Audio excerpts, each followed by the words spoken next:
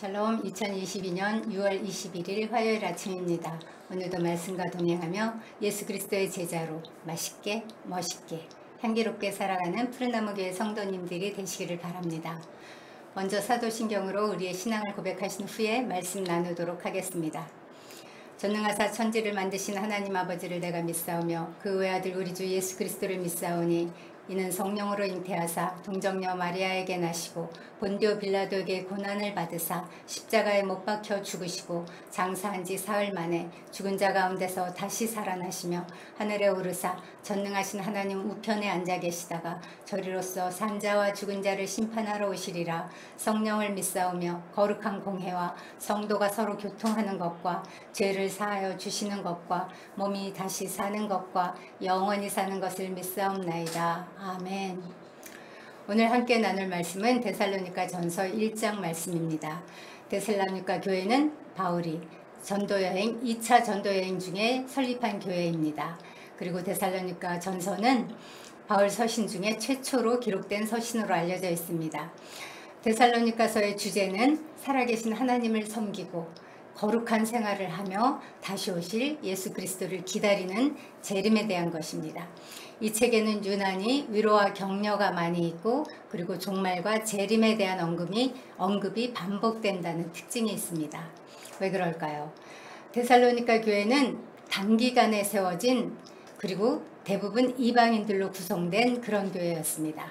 그러니 교인들은 신앙적으로 어리고 무지했습니다. 특히 당시 성도들은 머지않은 시기에 예수님이 곧 재림하실 것이라고 믿고 있었습니다. 그 중에는 주의 재림이 임박한 것으로 단정해서 일하지 않고 무의도식하며 지내는 사람들이 있는가 하면 또 예수님을 기다리다가 한 사람 두 사람 죽어가는 일도 발생했습니다. 데살로니가 성도들은 도대체 과연 예수님의 재림은 언제 이루어지는지, 예수님 재림 전에 먼저 죽은 성도들은 어떻게 되는지 궁금한 점이 한두 가지가 아니었습니다. 그래서 이 서신은 이 임박한 종말 사상으로 인해서 신앙의 혼란을 겪고 있는 어린 성도들을 위해 그들의 문제 해결을 위해 기록된 것으로 알려져 있습니다. 우리는 지금 데살로니가 성도들보다 2000년이나 더 살았습니다. 더 지난 시대를 살고 있습니다. 따라서 이 말씀은 그때 그 성도들뿐만 아니라 오늘을 살아가는 우리에게 더 필요하고 더 우리가 귀 기울여야 할 가르침이라고 할 수 있습니다. 자, 그럼 오늘 본문으로 들어가 볼까요? 먼저 1절입니다. 바울과 실로아노와 디모데는 하나님 아버지와 주 예수 그리스도 안에 있는 데살로니가인의 교회에 편지하노니 은혜와 평강이 너희에게 있을지어다. 제가 여러 번 말씀드렸지만 성경은 1절이 중요합니다. 1절만 잘 읽어도 우리는 그 책의 전체적인 내용과 기본적인 정보를 파악할 수 있기 때문입니다. 데살로니가 전서 1장에는 이 편지의 발신자가 누구인지, 수신자가 누구인지, 그리고 당시의 편지 형식을 따른 축도의 내용이 무엇인지 한눈에 보여줍니다. 그런 의미에서 오늘은 1절을 중심으로 살펴보도록 하겠습니다. 이 편지의 발신자는 바울, 실루아노, 디모데 세 사람입니다.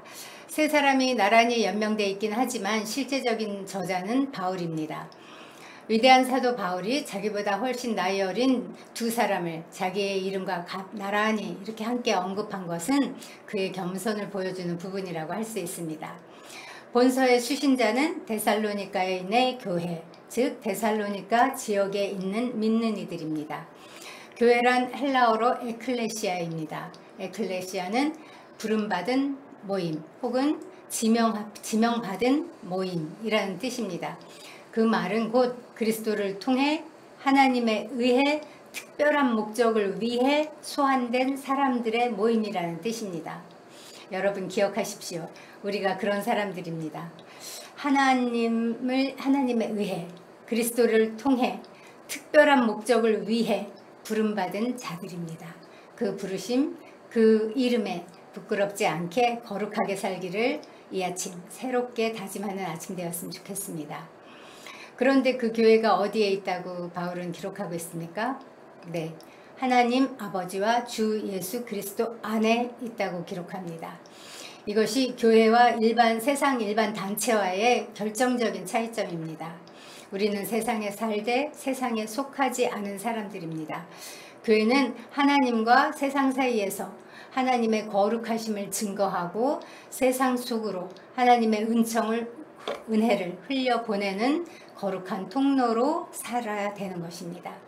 세상 속에 흩어져 살되 사람들에게 구원의 길을 선포하는 것이 이 은혜의 통로가 바로 우리가 사는 목적이고 사명입니다. 그리스도 안에서 이 영적인 축복과 신비를 누리고 살아내는 저와 여러분이 되었으면 참 좋겠습니다. 바울은 하나님 아버지와 주 예수 그리스도 안에 있는 데살로니가 교회를 위해 은혜와 평강이 너희에게 있을지어다 라고 축도합니다. 은혜와 평강이 너희에게 있을지어다, 이런 인사말은 바울 이전에는 거의 발견되지 않는 인사말입니다. 그러나 대부분의 바울 서신에는 반드시 등장하는 인사말이기도 합니다.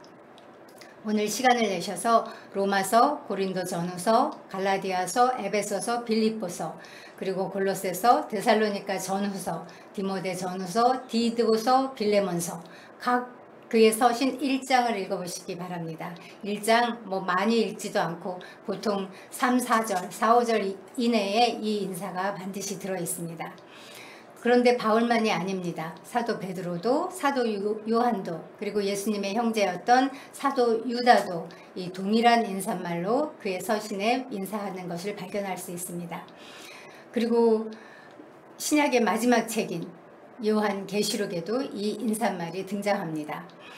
이렇게 그러면 우리는 1세기 말에 그냥 흔히 통용되던 인사계권이 이렇게 생각할 수 있습니다.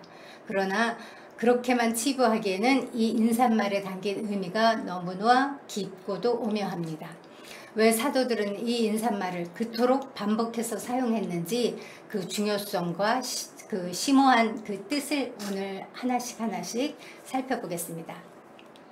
먼저 이 두 단어의 순서를 뒤바꿔서는 안 됩니다. 평강과 은혜가 아니라 은혜와 평강이어야 합니다. 성경은 한 글자도 허투루 쓰지 않습니다. 순서도 대강대강 적당히 쓰인 게 아닙니다. 왜냐하면 평강은 하나님의 은혜가 전제되지 않으면 불가능한 것이기 때문입니다. 즉 은혜 없이 평강이 있을 수 없기 때문에 이 순서가 중요하다는 말씀입니다. 은혜와 평강이 너희에게 있을지어다. 이것은 헬라식 인사말인 은혜와 히브리식 인사말인 평강이 동시에 사용된 인사법입니다. 이 두 낱말은 기독교 전체를 포함하는 아주 중요한 핵심 단어입니다. 이 두 단어 안에 복음 전체가 포함되어 있다고 해도 과언이 아닙니다. 우리가 보통 사람을 만나면 안녕하세요 이렇게 인사를 하는 것처럼 히브리인들은 사람을 만나면 샬롬 하고 인사를 했고 헬라인들은 카리스 하고 인사를 했다고 합니다. 이렇게 헬라식 인사와 유대식 인사 이 두 가지를 동시에 사용한 것은 이 편지를 받는 대부분의 교회가 헬라 지역 안에 세워졌고 그리고 그 교회 안에는 유대인과 헬라인이 섞여 있는 그렇게 유대인과 헬라인이 공존한 공동체였기 때문입니다. 그럼 은혜는 무엇이고 평강은 무엇일까요? 은혜, 카리스는 우리를 향한 하나님의 선하신 뜻과 하나님의 선하신 일, 그리고 하나님의 선물, 그리고 하나님의 사랑 등을 다 포괄하는 단어입니다. 한마디로 받을 자격이 없는 자들에게 베풀어 주시는 하나님의 모든 사랑을 의미한다고 할 수 있습니다. 그러나 이것만으로는 이 카리스를 제대로 이해한 것이 아닙니다. 카리스에 대한 핵심적인 의미는 죄의 용서이기 때문입니다. 따라서 하나님의 은혜란 그리스도의 십자가를 통해 구현된 속죄의 사랑이며 그로 인해 이 죄인이 하나님의 자녀가 되는 것입니다. 그러므로 이 특별한 은혜인 구속의 은혜를 체험하지 못할 때 다른 일반적인 은혜는 진정한 의미에서 은혜가 은혜될 수 없습니다. 만일 누가복음 15장에 나오는 그 돌아온 탕자가 아버지에게서 제일 좋은 옷, 가락지, 신발, 또 살진 송아지 이런 많은 선물을 받았는데 정작 용서를 받지 못한다면 그 선물들이 다 무슨 의미가 있겠습니까? 마찬가지입니다. 죄로 인해 죽을 수밖에 없는 우리가 그 죄악의 사슬에서 구속받는 이 은혜를 경험하지 못한다면, 이 은혜를 받지 못한다면 하나님께서 주시는 일반 은혜들, 태양, 비, 땅의 음식물, 학문적 예술적인 창조 능력, 과학의 발전, 사회의 질서, 이런 모든 일반적인 은혜들이 다 무슨 소용이 있겠습니까? 그런 의미에서 이 구속의 은혜야말로 모든 은혜를 은혜되게 하는 키요, 은혜 중에 은혜라고 할 수 있습니다. 그렇다면 다음으로 전형적인 히브리식 인사 샬롬에서 나온 에이레네, 평강은 무엇일까요? 샬롬은 하나님과 인간과의 관계가 올바르게 섰을 때에 오는 평화, 즉 개인이나 공동체 생활에서 정신적으로나 또 물질적으로나 육체적으로나 이 완전한 상태, 이상적인 충족 상태를 의미합니다. 예수 그리스도께서 오심으로 말미암아 하나님과 인간 사이에 있었던 그 불화가 그 화합의 관계로 해결됨으로써 우리에게 주어진 절대적이고도 궁극적인 마음의 평안, 이것이 성경이 말하는 평강입니다. 그러므로 근본적인 에이레네는 먼저 죄를 용서받지 않으면 불가능합니다. 그리스도를 통해 주시는 하나님의 은혜가 임한 그곳에 비로소 샬롬이 임하기 때문입니다. 그러므로 은혜가 원인이라면 평강은 그 은혜를 누린 결과, 즉 은혜의 열매라고 할 수 있습니다. 사랑하는 성도 여러분, 부활하신 주님이 제자들에게 나타나셔서 하신 첫 말씀이 무엇인지 기억나십니까? 다름 아닌 너희에게 평강이 있을지어다 였습니다. 실로 하나님과 원수되었던 인간이 주님의 십자가 희생으로 화해를 이룬 그 감격적인 첫 장면이 아닐 수 없습니다.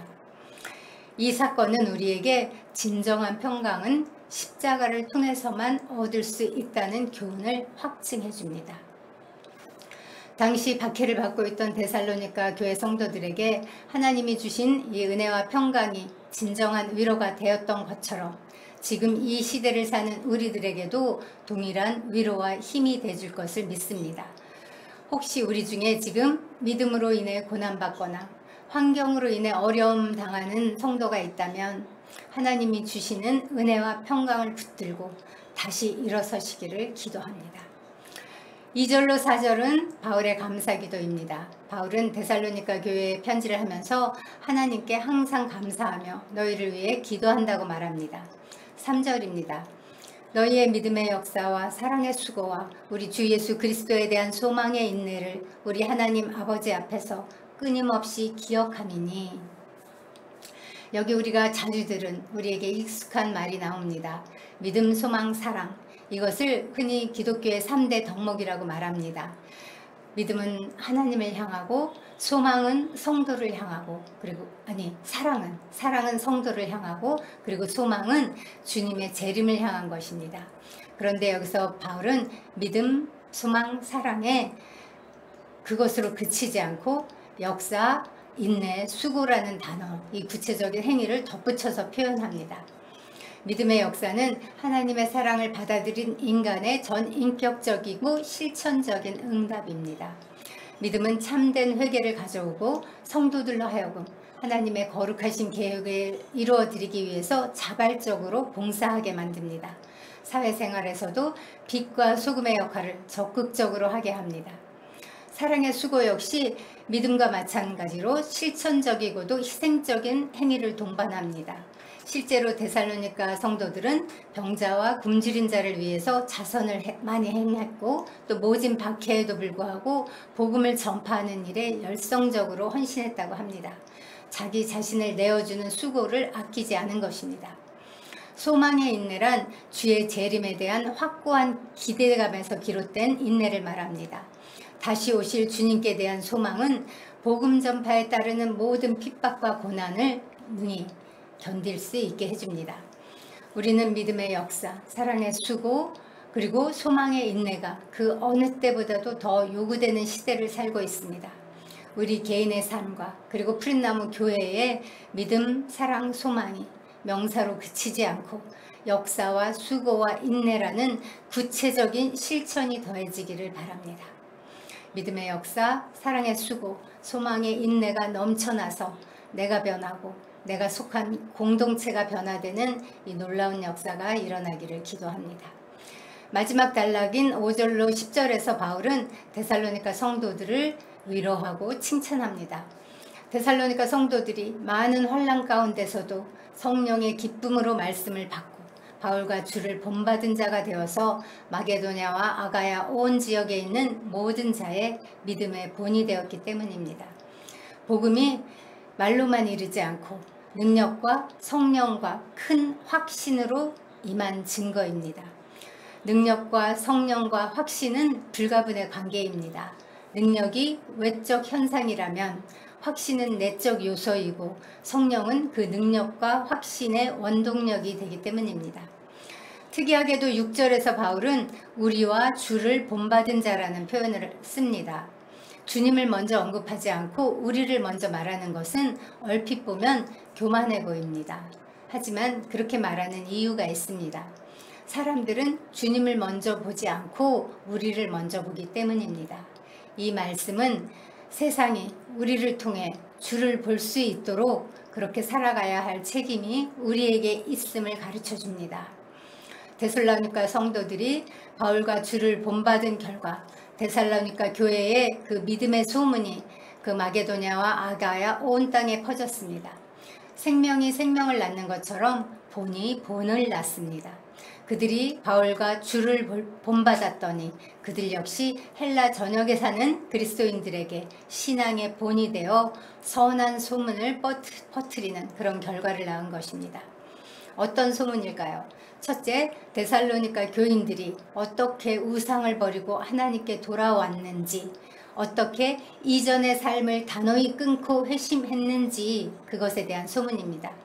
이런 결단은 믿음에 의해서 성취되는 것입니다. 둘째, 그들이 어떻게 하나님께로 돌아와서 살아계시고 참되신 하나님을 섬겼는지, 그들이 어떻게 하나님을 사랑하고 그리스도의 거룩성을 닮아가는지에 대한 소문이었습니다. 이런 체험은 받은 사랑이 있어야만 이루어집니다. 셋째, 데살로니가 교인들이 어떻게 예수의 재림을 기다리는지에 대한 소문입니다. 이것은 부활 승천하시고 다시 오실 그리스도에 대한 소망이 있어야 가능합니다.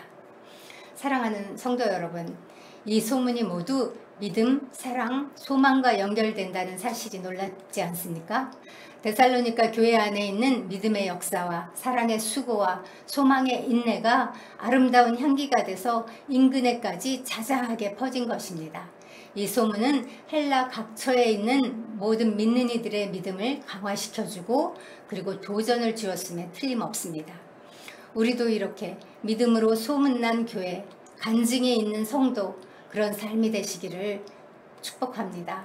그리하여 어려움을 겪고 있는 이웃과 열방에 위로와 기쁨을 전하는 축복의 통로로 쓰임받는 그런 개인, 그런 교회가 되기를 소원합니다. 그래서 하나님과 사람들 앞에 칭찬받는 교회 되기를 간절히 기도합니다. 기도하겠습니다. 하나님 감사합니다. 저희에게 은혜와 평강을 주셔서 감사합니다. 그것을 받기에 우리가 수고하고 우리가 대가를 지불한 것 아무것도 없음을 고백합니다. 값없이 주셨습니다. 그러나 하나님은 가장 귀한 대가를 지불하신 그것을 우리에게 값없이 주신 것입니다. 하나님, 그 은혜와 평강을 우리의 삶의 자리에 어떠한 문제 때문에 빼앗기지 않겠습니다. 빼앗기지 않게 하시고 그거 붙들고 다시금 일어서는 저와 푸른나무 교회 성도들이 되도록 오늘도 인도하시고 축복하여 주시옵소서. 날마다 우리 삶 가운데 그 일을 행하시는 주께 감사드리며 예수님의 이름으로 기도합니다. 아멘. 이제 공동체를 위해 기도하겠습니다. 정말 우리의 삶의 자리에 문제가 없는 날은 하루도 없습니다.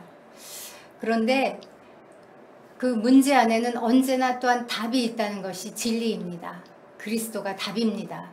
지금 데살로니가 교회 안에도 이런저런 문제가 있었지만 이 안에 역시 답이 같이 있습니다. 그래서 우리 삶에 있는 그 문제를 주목하지 말고 눈을 열어 그 답을 바라보고 그리스도를 바라봄으로 주님이 주신 은혜와 평강을 빼앗기지 않는 그런 삶이 되도록 지금 이런저런 모양의 어려운 가운데 있는 지체들을 기억하면서 그 은혜와 평강을 빼앗기지 않게 해달라고 같이 기도하시겠습니다.